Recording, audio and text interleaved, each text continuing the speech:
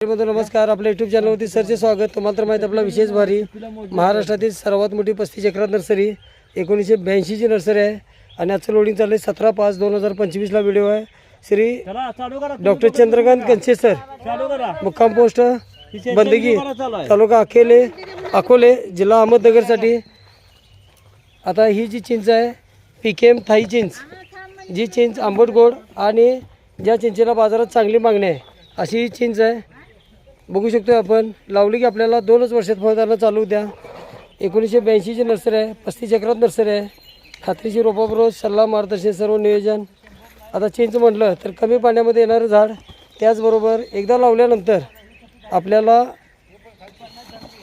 त्या झाडाचं आयुष्यमान 150 वर्ष आहे अशी ही चिंच आहे.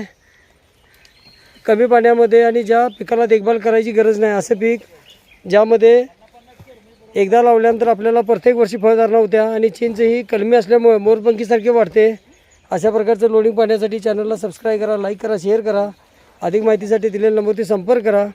आता ही जी रोपं आहेत, हे जे लागवड अंतर आहे 2 वर्षाची 3 वर्षाची रोपं लावत असेल तर आपण 20x20 वरती लावावीत. बऱ्याच शेतकरी बंधूंना आपण सांगू इच्छितो की रोपं लावताना आपण जर 20x20 वरती किंवा 15x15 वरती झिगझॅग पद्धतीने लावली तरी चालू शकतं, कारण चिंचेला काटे नसतात आणि चिंच कलमी असल्यामुळे मोरपंखीसारखी पसरते, डोलदार होते, उंच वाढत नाही. त्यामुळे आपण चिंचेमध्ये 20x20 वरती जरी लागवड केली तर मध्ये आंतरपिकं घेऊ शकतो आहे. त्याचबरोबर चिंचेला आपण जो ताण द्यायचा आहे, पाऊस काळ संपल्यानंतर साधारण चिंचेला ऑक्टोबर-नोव्हेंबरमध्ये पाणी बंद करायचं आहे. त्यानंतर फुल फ्लॉवरिंग चालू होते आणि आपल्याला चिंचेचं जे काकण येते ते मोठं असते, वजनाला चिंच चांगली येते.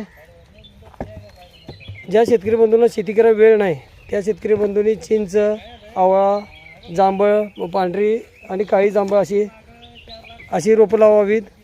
त्याचबरोबर ही जी रोपं आहेत ही कमी पाण्यामध्ये येते. ह्याला आपल्याला 6 महिन्यातून एकदा शेणखत द्यायचं आहे, बेसल खताचा डोस द्यायचा आहे.